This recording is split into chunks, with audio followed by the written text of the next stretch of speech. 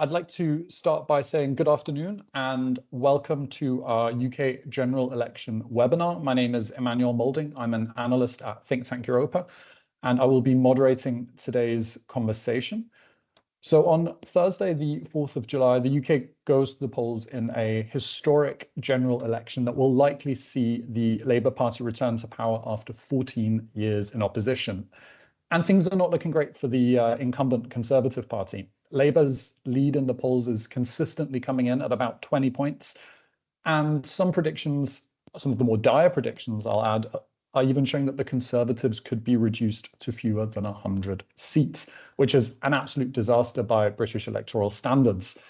To make matters worse for the incumbent Prime Minister, Rishi Sunak, a few weeks ago, the Tories' arguably worst nightmare came true as Nigel Farage, Britain's Eurosceptic, announced that he'd be standing as an MP leading the campaign for his party Reform UK. In other words, as things look today, Labour is on track for a thumping victory. Across the EU, many of us have been following Brexit for quite a number of years. We've seen how Rishi Sunak, at least initially, presided over an improvement in the relationship with the signing of the Windsor Agreement, and shortly, or a while after that, the agreement for the UK to join Horizon Europe as an associated member. And with these first hurdles cleared, you'd think that the stage would be set for the leader of the opposition party, Keir Starmer, to take some significant steps towards an improvement in the relationship. But this might not be as simple as it would seem at first. Compared to the 2019 election campaign, Brexit has barely featured this time around. And while the Labour Party is promising a change in the relationship and an improvement in the relationship, bringing this about won't by any means be simple. So what are the issues dominating the election campaign? And what would a Labour-led government mean for the future of the EU-UK relationship? So with me to discuss this, we've invited Anand Menon, who is Professor of European Politics and Foreign Affairs at King's College London. He's also director of the academic think tank UK in a Changing Europe, an absolutely unrivaled source of information and analysis about the EU-UK relationship, and therefore the ideal person to guide us through the complicated and ever-changing landscape of British politics and what that might mean for the relationship between the EU and the UK. So Anand, thank you so much for joining us today. Absolute pleasure. I'm really sorry. I should apologise because you're all Danish speakers and you're all having to deal with English because of me. But that is where we are. Apology accepted. Before we begin the discussion, I also want to let those of you listening online know that you'll have an opportunity to ask questions at the end of the discussion. So if you think of a question you'd like to ask Anand, just pop it in the chat and we'll try to get around to as many of them as we can at the end. Now, with that out the way, many of us will recall the slightly surreal scenes of Rishi Sunak standing on a podium outside of Number 10, drenched in the rain, with the sound of "Things Can Only Get Better" playing in the background and calling an election for July. Now, this came as a surprise for most of us, for most people following British politics. So I was wondering, and let's maybe just start at the beginning. Why do you think Rishi Sunak decided to call an election when he did? Well, I mean, we won't know for certain until the memoirs appear. So this is guesswork based on sort of gossip. But I suppose there are two or three plausible scenarios. One is simply that the calculation was made that the Conservative Party was simply going to become ungovernable. That is, he had doubts, and maybe the whips had said this to him, that you simply could not keep discipline in the party all the way through to October or November. The rationale had been October and November would be a better time to hold the election because inflation is coming down. There's the prospect of interest rate cuts over the next 2 or 3 months that it looks now as if Labour are going to benefit from. And also immigration numbers are going to come down over the next few months because of things the government has already done. And actually, it looks like Labour will benefit from that as well. But I think ungovernability is one thing. There were also rumours that Conservative funders had basically been in to see the Conservative leadership and said, look, enough.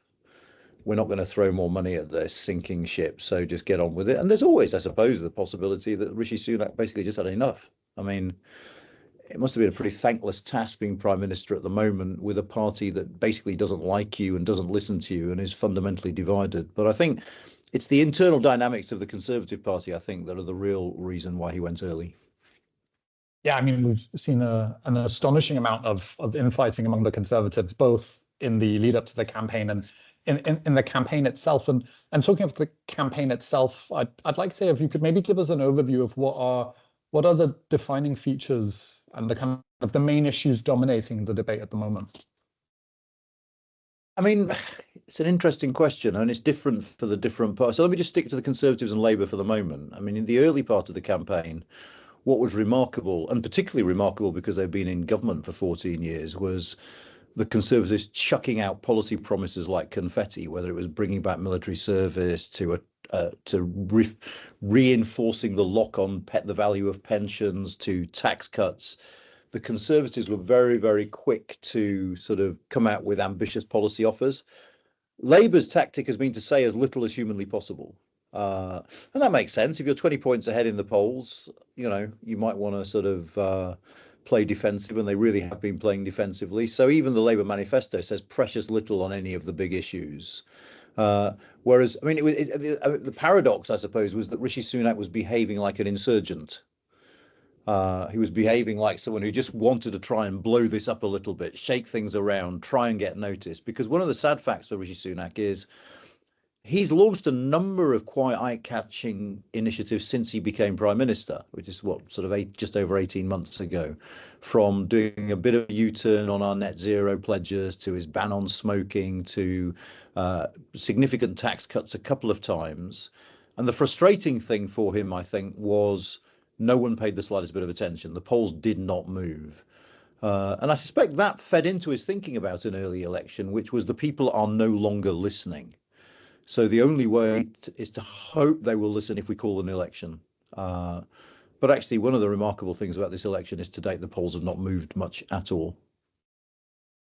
Right. So has he managed to get any cut through with the general public, even if the polls haven't moved on some of the kind of key issues for the Conservatives? No, in fact, he's got cut through on all the things he's done wrong. So it's been an absolutely appalling. I mean, this election campaign has been so appalling that we sat in the office yesterday and reminisced about the high point for the Conservatives being an utterly bonkers plan to bring back military service. That counts as the high point, even though at the time everyone was going, what? So the things that have achieved cut through is Rishi Sunak's decision to leave the D-Day anniversary early, which was absolutely bizarre because that will annoy precisely the segment of the population the Conservatives have targeted their campaign at. And the second thing that has achieved cut through is this latest scandal about candidates betting either on the date or the outcome of the general election. And that's a classic political sort of sleaze case because it cuts through with voters because it's so incredibly human. Scandals over public policy quite often leave people cold because they don't really understand the issues. This is people who seem to have known something in advance and decided to make a few quid out of it by betting on it. And it comes up in focus groups, it's appearing in polling. That really has had an impact.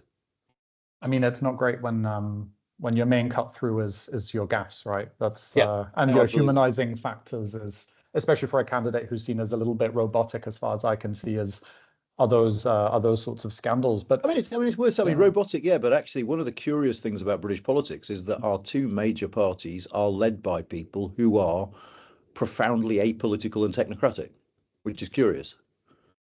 Yeah, I mean that's interesting, right? I mean, to speak of a person who is very much on the opposite end of that spectrum, a lot less technocratic and more populist, if you will.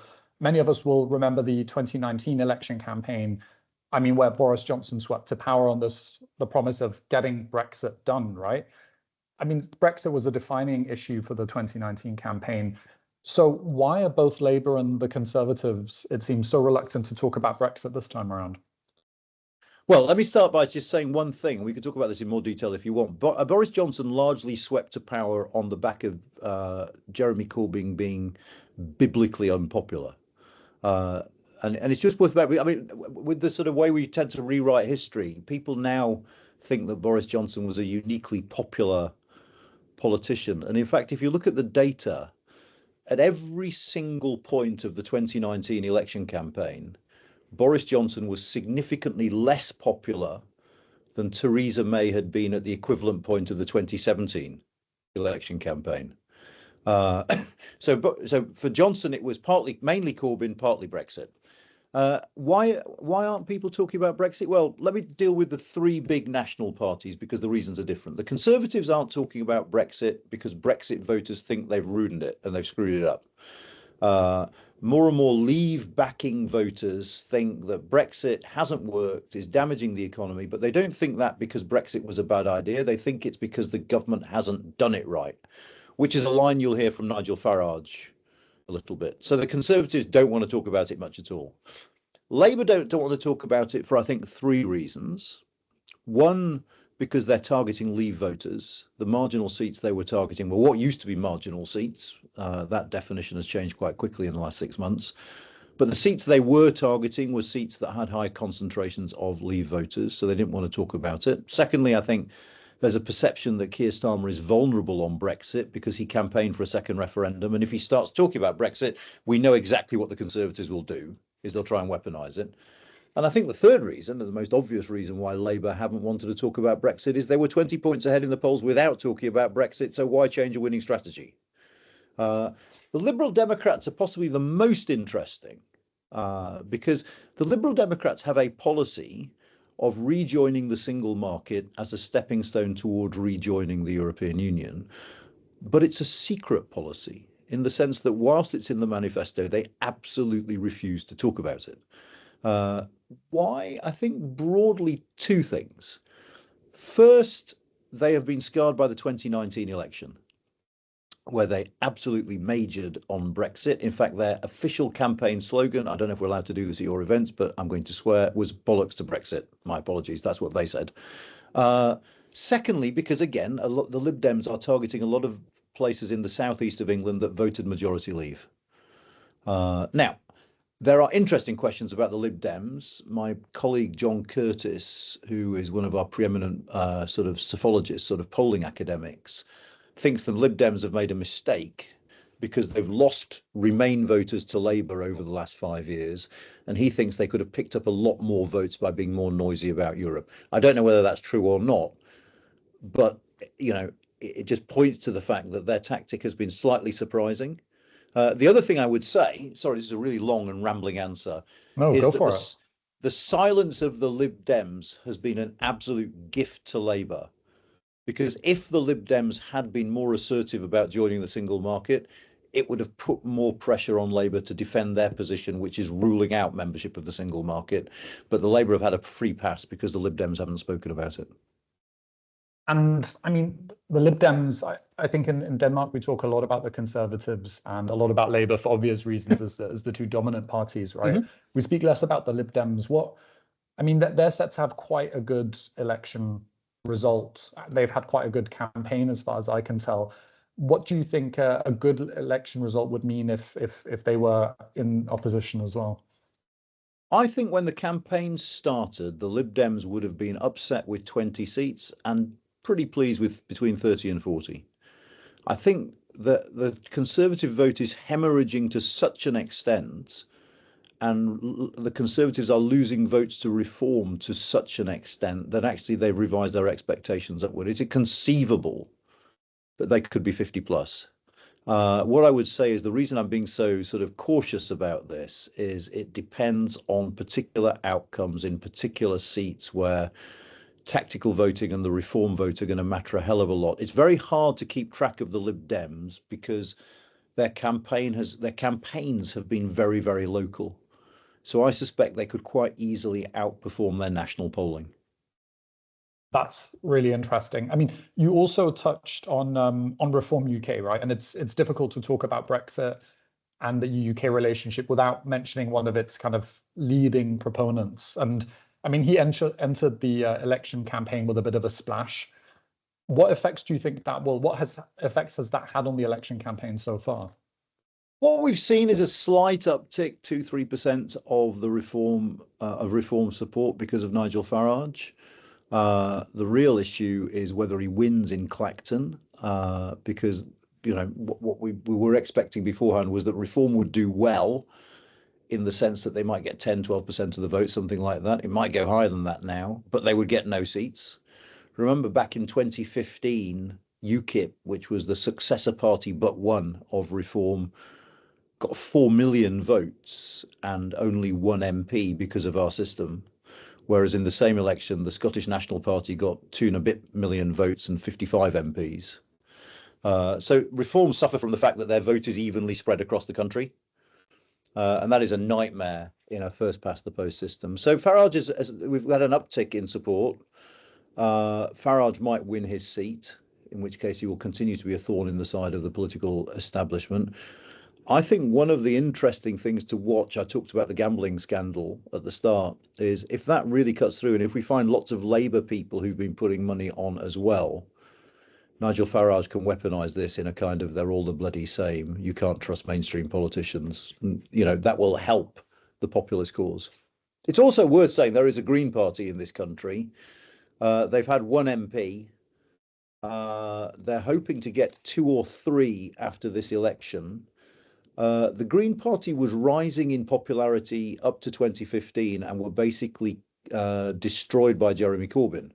Jeremy Corbyn attracted a load of those young people who were tempted by the Greens back to the Labour Party.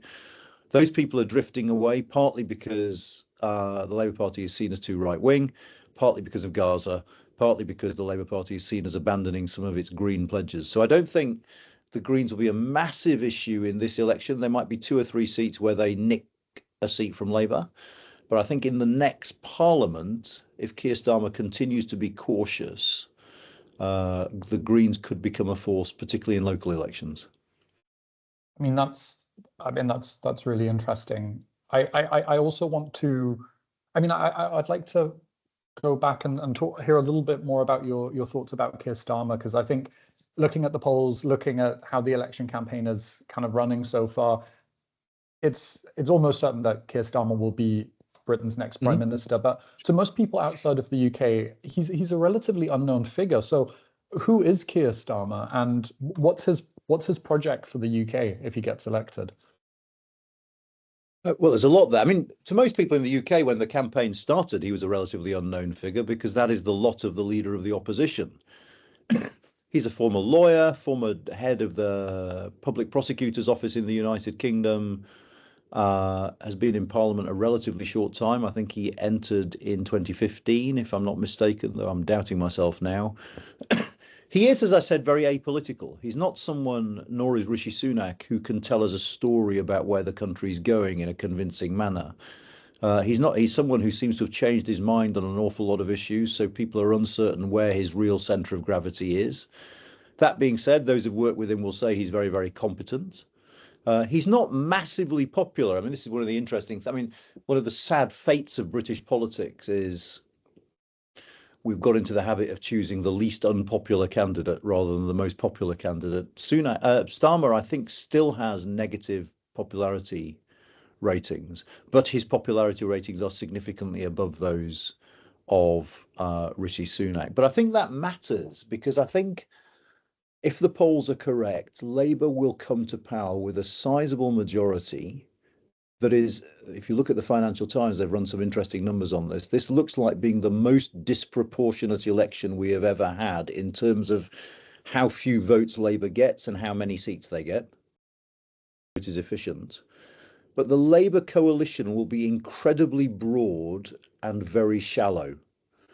And I think what that means is there's virtually no scale of Labour victory that it's not at least conceivable to think might be overturned at the next election. I think people, if the Labour Party don't deliver, and we can talk about some of the economic choices if you like, I think public opinion might turn against them quite rapidly. So it's quite an important 5 years in this country that we have, I think.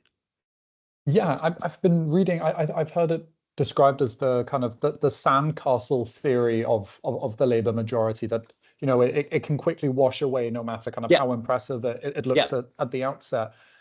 Could you maybe say a little bit more about some of the economic choices that Labour have made? Because following from the outside, it sounds like the UK has some serious investment needs, a massive productivity problem. You hear a lot of economists saying that investment is what's needed to overcome this. But I mean, the Labour Party seems to have tied their hands on some crucial points. There is a lack of dishonesty. There's a lack of honesty throughout about the economic choices we face. What we face in this country are crumbling public services, relatively high levels of taxation for us, not relatively high in comparative West European context, but we face the highest tax burden that we've had since the Second World War at the moment, plus high debt payments, debt interest payments, higher than they've been for many, many years, plus very, very low growth. Now, added to that, both parties have tied themselves to a fiscal rule whereby debt will be falling as a proportion of GDP over the course of the next 5 years. Now, what that means, reading between the lines, is either you start cutting public services even further, particularly what we call unprotected departments, so departments that government haven't said we're going to protect your budgets, or you raise taxes. And that debate we just have not had yet. We do not, I mean, we're pretty certain that whoever wins the election will raise taxes, but no one is willing to say so. There's an element of dishonesty about this, but you're right. The economic problems the country faces are huge, and they're huge because we have had very low growth and productivity and investment for a decade and a half, if not more. We had an austerity program that stripped public services back to the bones.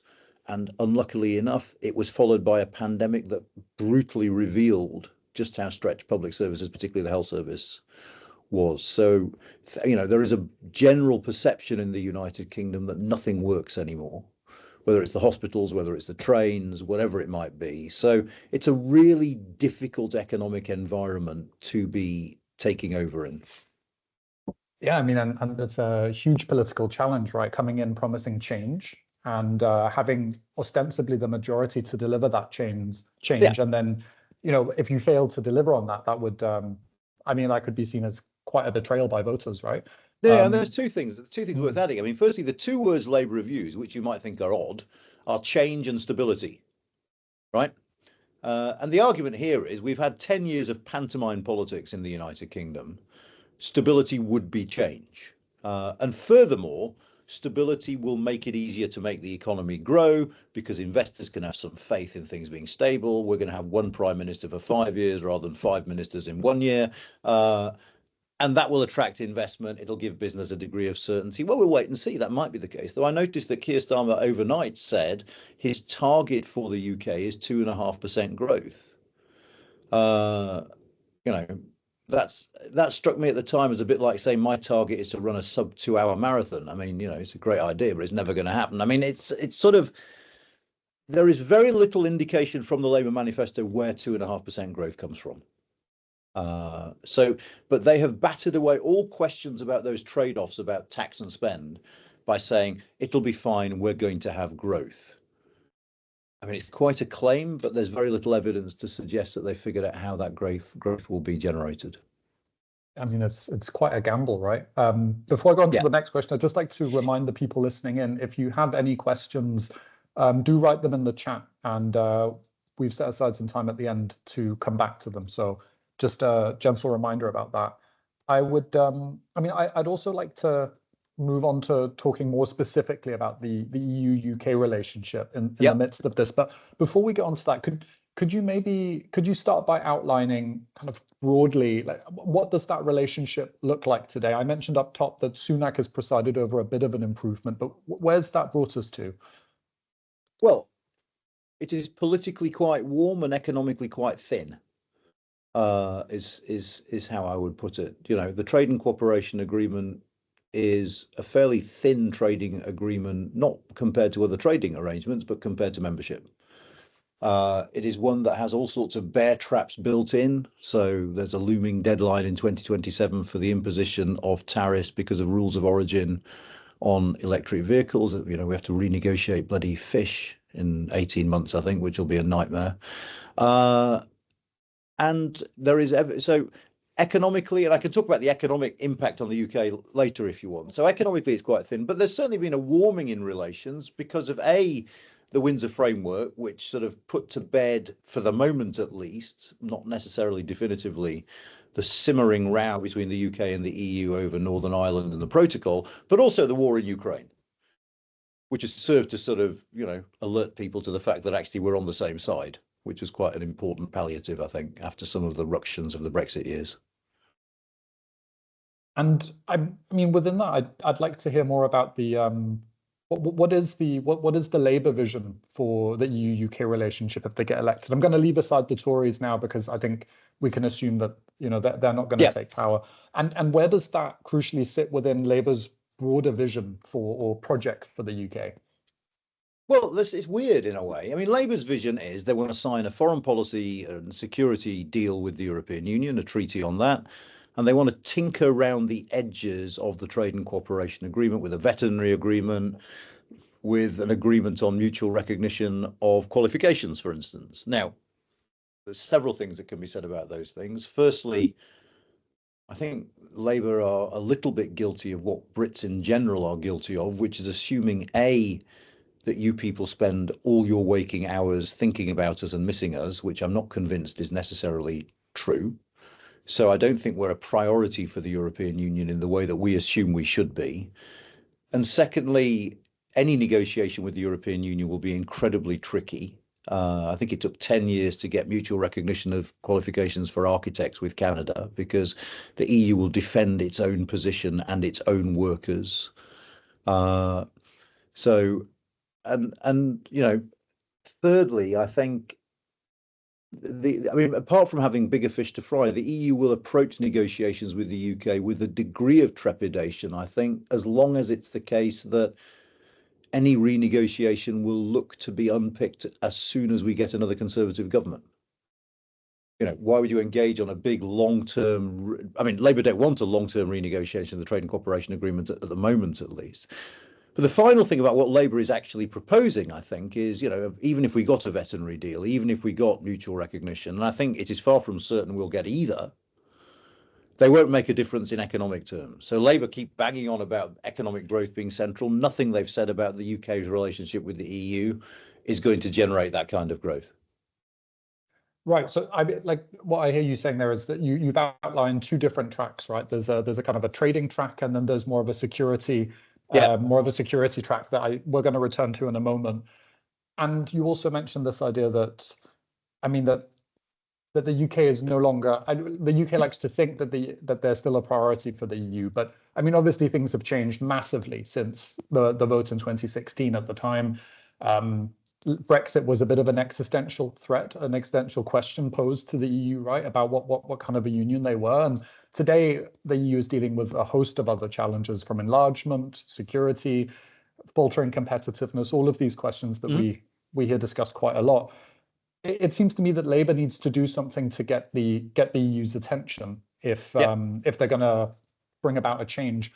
What could that be? Where's there an opportunity for that? Well, there are several things. Firstly, let me say you missed off from your list that we turn our back on you for 6 years and you let the bloody French take over. That actually it is remarkable the degree to which the European Union has been transformed in a way that would have been anathema to British governments. I suggest is possibly anathema to the Dutch and Danish governments as well in some ways, because it's become more protectionist. It's you seem to have a degree of state capitalism now introduced in the European Union. You're having a bloody defence commissioner. All this stuff that we would have vetoed at the drop of a hat has suddenly happened. So, it looks like, President Macron's been having fun in Europe, even if no one else has. But so it's a very different European Union. There are two things that the UK can do, I think. Firstly, on the 18th of July is the European Political Community Summit, which is going to be held here in the UK at Blenheim Palace. And I think what you'll see essentially is Keir Starmer love bombing the European leaders. Okay, it just underlined there has been a massive change of tone, that basically we want to be your friends, we want to be your allies, we want to work together closely. The Labour manifesto talks about Europe, about the UK being outside the European Union, but being a leading European country. So all that language that you'll remember from Blair and indeed John Major will come back, and I think that will have an impact. Okay, Starmer will want to be seen to have close relationships with Europeans. So I think the mood matters. And secondly, there are areas like youth mobility where the European Union is quite keen to strike a deal with us, which might involve us making concessions.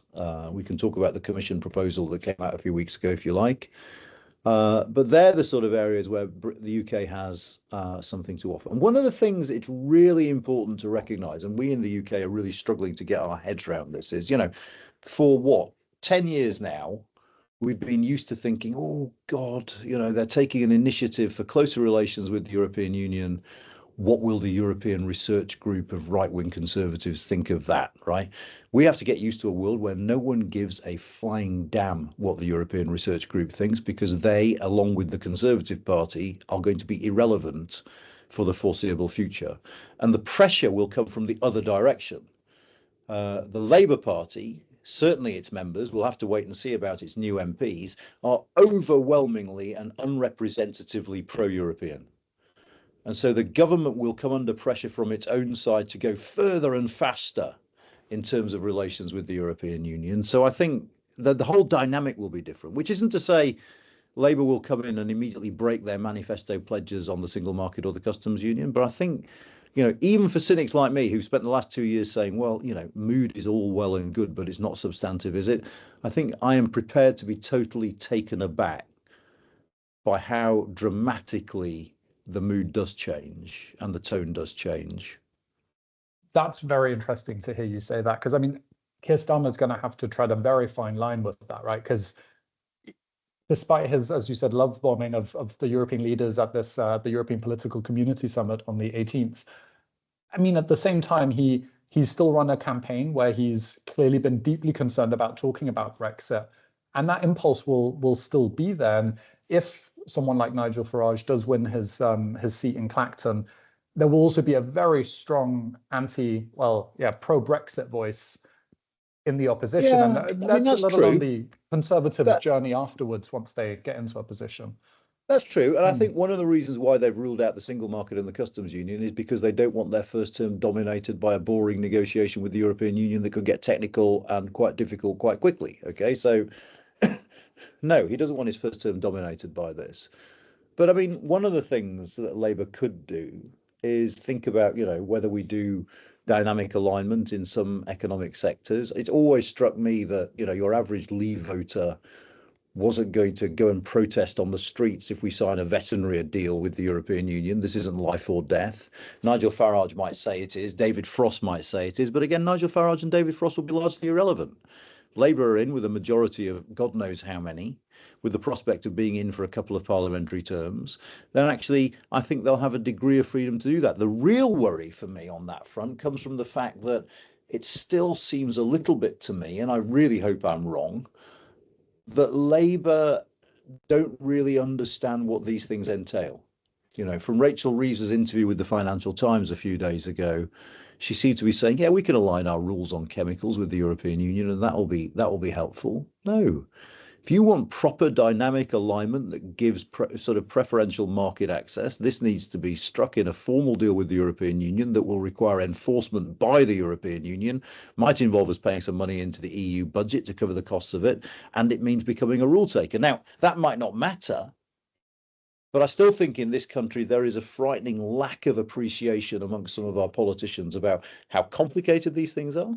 I think there's a belief in Labour that is slightly naive, that because they're not the Conservatives, the EU will be nicer to them. Now, any third country that has negotiated with the European Union will know that the EU is many, many things, but it is never, ever, ever sentimental. It negotiates on the basis of its interests, and that's that. And if you don't like it, don't sign. We don't care. We're the bigger economy. So I hope that Labour have factored this in. I've still got a lingering fear that they're expecting this to be easier than it's going to be. Right. And one area where people talk about potential for some change, right? Because we've covered quite a lot of the trade track, is just to return to the potential for a security pact. This is something that David Lammy has mentioned back in a speech at Chatham House. He's kind of gone on about it a few times since. What could that involve? And what are some of the hurdles that the UK is likely to face in trying to pursue a closer security relationship? Well, there's lots of elements to this. Firstly, at a basic level, it's worth noting that the Trade and Cooperation Agreement provides no arrangements for formal political interaction between the UK and the EU. So the EU's partnership with China makes provision for an annual heads of state meeting. The EU's partnership with Canada has ministerial meetings at all levels on a relatively regular basis. There is none of that with the United Kingdom.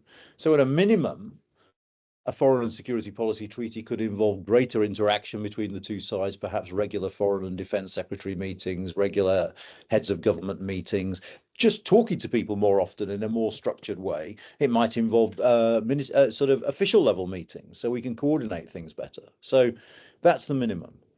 What will that achieve? Greater contact between the two sides. I mean, one of the interesting things is cooperation with the EU over Ukraine has gone so well that actually that almost seems to make the Conservatives' case that why do you need a deal if we can do it without one?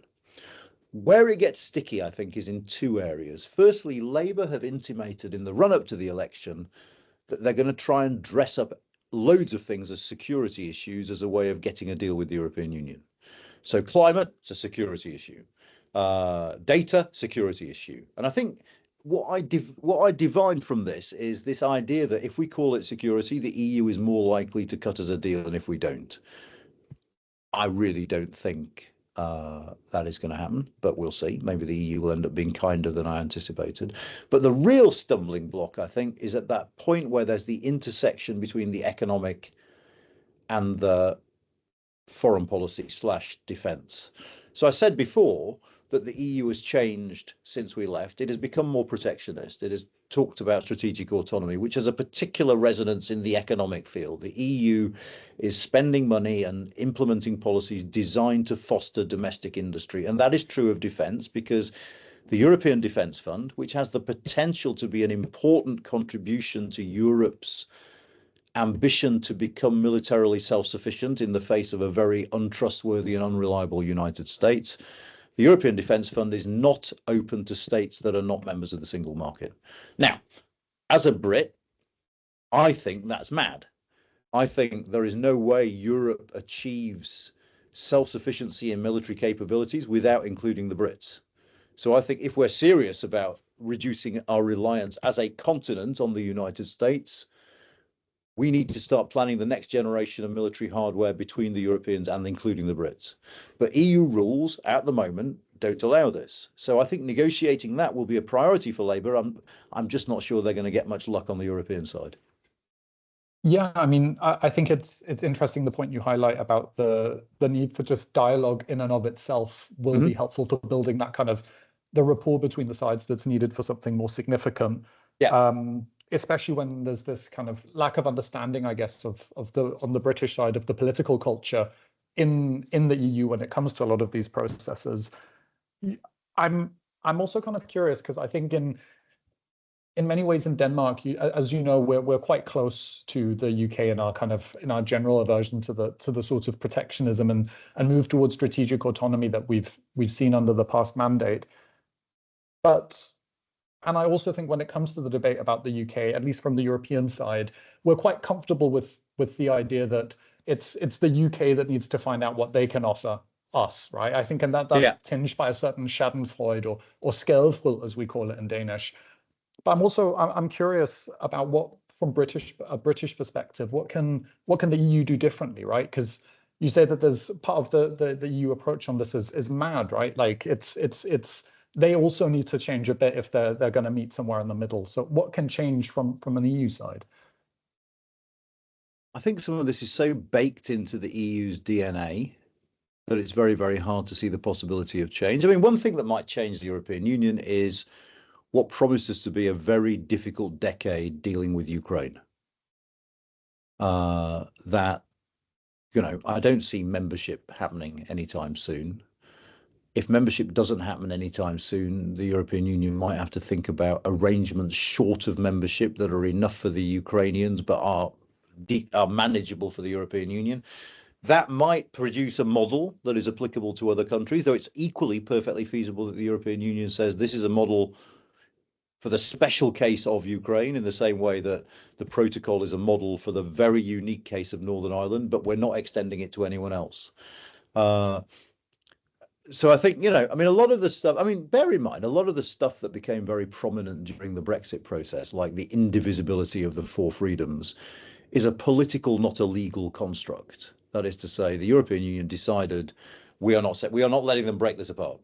And fine, that's the European Union's choice, but it's not set down in the rule book. It's something that was decided politically. And I think one of the interesting things about the Brexit process, well, there's two things about the Brexit process that were interesting and depressing. Firstly, was just how defensive the European Union was, because there was this genuine belief that other people were going to follow in our footsteps. If the EU is a bit more self-confident, it might be willing to go further in terms of being more flexible with the European Union. I mean, the number of times Theresa May said the word creative in her dealings with you need to be more creative, and they wouldn't, partly because it was this very, very sort of defensive mindset, which is we don't want people emulating this. And it might be that some external shock, maybe a Trump presidency, though I doubt it, acts as a prompt to be more flexible. But of course, the problem for the European Union, I think, is there are a number of member states at the moment, and potentially more coming, with governments that might turn around and say, actually, we don't want those bits. We only want those bits. So the danger is part of fragmentation is internal as well as sort of someone actually leaving. So it's hard to see for me how the EU gets that much more flexible. Yeah, I think it's a difficult one, right? When you have so many different factors, both kind of militating in favor of a closer relationship, but also pulling apart. I mean, I'm aware we're reaching the end of the discussion, and we do have a question in the chat from Louisa that I just want to bring up, which is, in your view, what are the 2 or 3 most urgent challenges facing the new Labour government? We've touched on some of this. And what are the first and most urgent policy steps that they will take? So what will that, I guess, that first year in office look like? I mean, the answer to the second isn't necessarily the answer to the first, in the sense that I think we don't know how Labour will be in government, and all the indications are they're going to be quite cautious. I mean, I'd love to think there was a rabbit to pull out of the hat that would generate growth. I'm not so sure there is, but I think growth is the priority. A sensible plan, medium term, for funding public services at a sustainable level, I think, is probably the other priority. You'll notice none of the priorities for the country are foreign policy or to do with the European Union. I think another priority for any government is to try and restore faith in politics, because faith in politics, Ipsos Mori do a regular thing on how much do you trust politicians, and the poll 3 months ago was the lowest level since they started doing it in 1982. So there's massively low trust in politics. I think this is a really important parliament in the sense that if Labour fail to deliver, the prospect of people turning to Nigel Farage or the Greens and really splintering our political system, I think, are quite high. I would like Labour to come in and be absolutely off the mark from day one, and to take some ambitious steps to try and turn things around. I don't know whether they will. We don't know whether they've got a good plan for their first few months in office. If I were Prime Minister, I would do 2 things. I would come in on day one. I would legislate to scrap the green belt, which are these protected zones around our cities where you can't build houses or infrastructure, which is a massive blight on growth and particularly house building.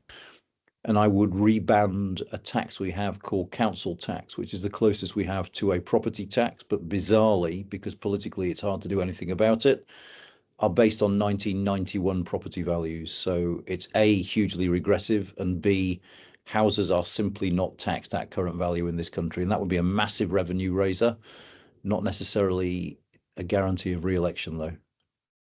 I mean, Anand, this has been absolutely fascinating. Thank you so much for joining us. We're unfortunately out of time. I hope that no worries. We can extend a future invitation for you to come speak at one of our events, hopefully live in Copenhagen, so you can also get to see the place. I know that's you've expressed that desire. So thank you so much, and absolute pleasure. Have a great election campaign moving forward. Better than Rishi, I hope. Take care. Can't get worse. Ciao. Bye-bye.